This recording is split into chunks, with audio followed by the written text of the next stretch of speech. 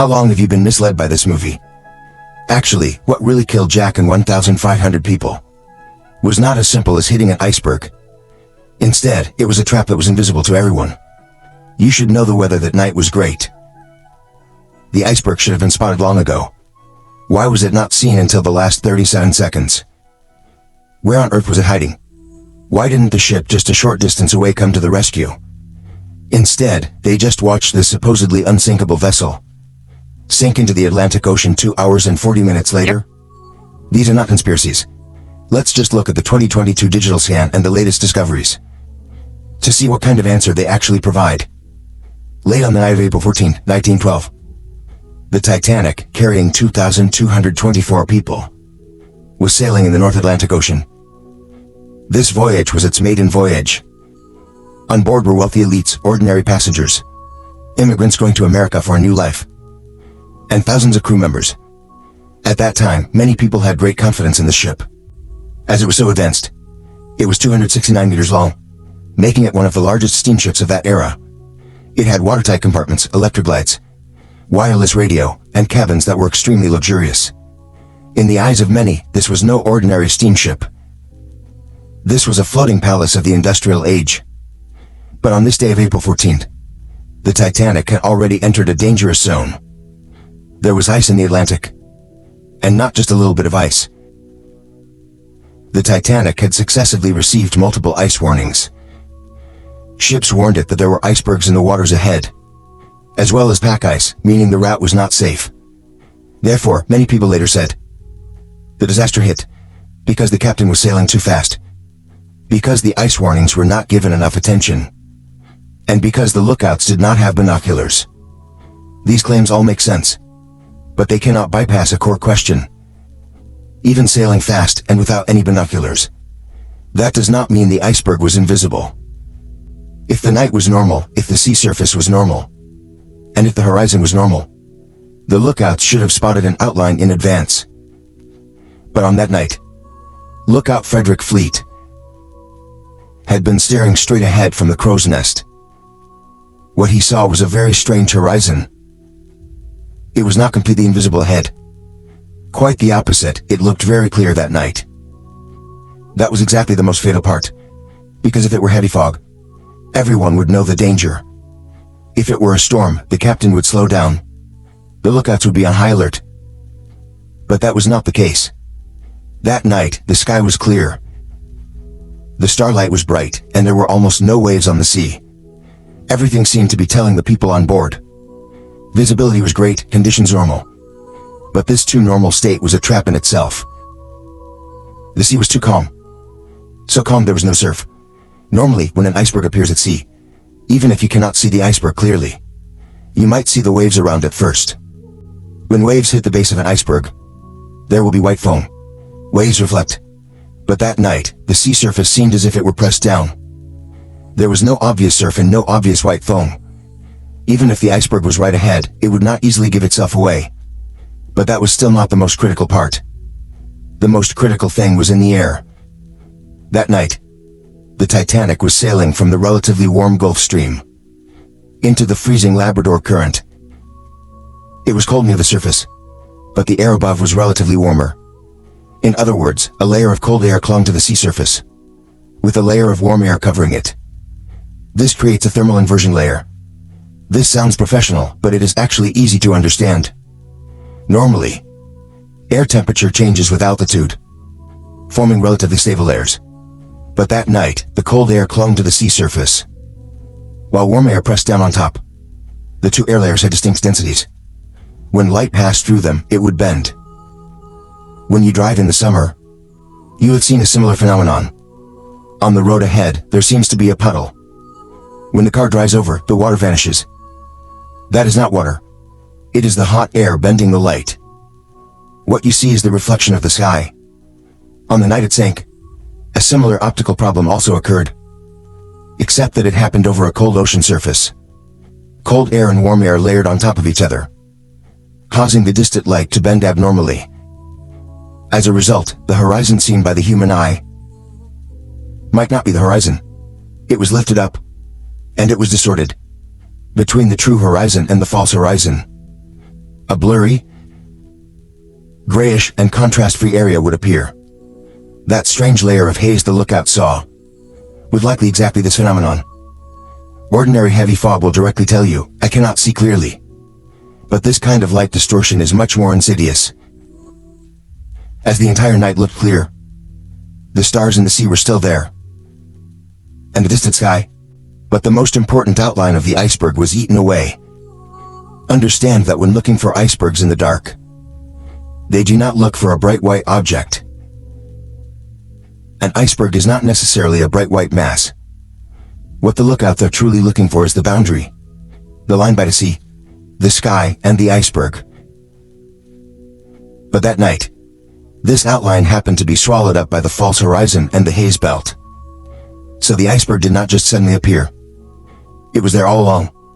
It is just that before the Titanic got close enough to it, the human eye had no way to separate it from the background. Until it was too close and the air could no longer hide it. The lookout finally spotted a dark shadow. He struck the warning bell thrice, signaling an object dead ahead. Then he grabbed the telephone and called the bridge. Iceberg right ahead. At this point, the entire ship only had about 37 seconds to react. Officer Murdoch ordered a turn, and the Titanic began to steer clear. On the surface, it seemed to have avoided the most dangerous head-on collision. The bow was not directly crushed. But the problem is, icebergs do not just expose their tops. An even larger part is underwater. The massive hull of the Titanic scraped right past the side of the iceberg. It was not the explosive impact seen in movies. It was more like a continuous scraping. Metal and ice grinding against each other in the dark night. It lasted 10 seconds. Many passengers did not realize anything had happened. Some only felt a gentle shudder of the ship. In first class, the cups barely rattled visibly. In third class, some people thought it was just a routine stop. But the real wound had already appeared on the starboard side of the hull, slitting open a sequence of just enough fatal gashes. After the hit occurred, Thomas Andrews, the ship's designer, was woken up. He went with the captain to inspect the damage. The inspection results were grim. More than 2 compartments flooded. But 5, directly sealing the Titanic's death warrant. Because of the Titanic's design, it could withstand 4 flooded compartments. With 4 flooded, it could stay afloat. But now, with 5 compartments flooding, the bow would keep sinking, and water would overflow from one to the next, then spill into the back rooms. This was not a problem that pumping or the crew's efforts could reverse. From this moment on, the sinking of the Titanic was merely a matter of time.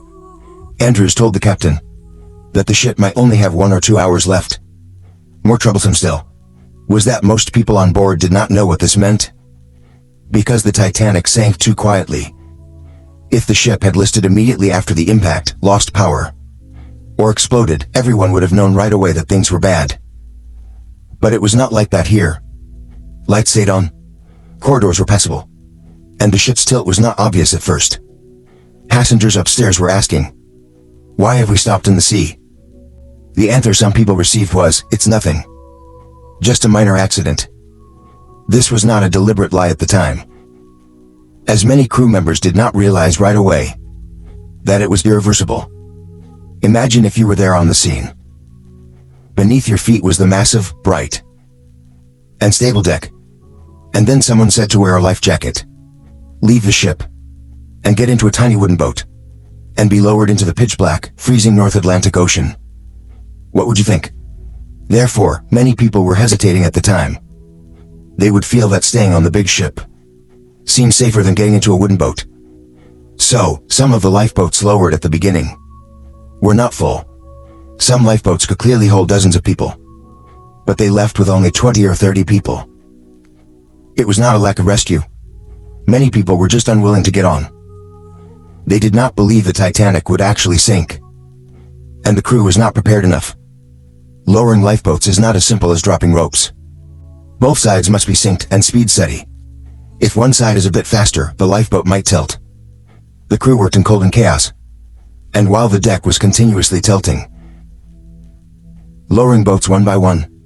This required training, But when the Titanic actually faced the accident, many procedures were not that well practiced. Then, there arose the problem of interpreting the orders. The captain ordered, "Women and children first." This sentence sounds very clear, but on the scene, it was not clear at all. Did first mean women and children go first? Could empty seats go to men? Or did it mean only women and kids got on? And then absolutely could not? Different officers understood it differently. This led to the same ship and the same order, turning into different fates in different locations. Some people survived because of one way of execution, while others suffered due to execution, were left on the ship. Problems faced by third class were realistic. Many lived on the lowest decks. The path leading to the upper deck already had physical barriers, and the route was complicated.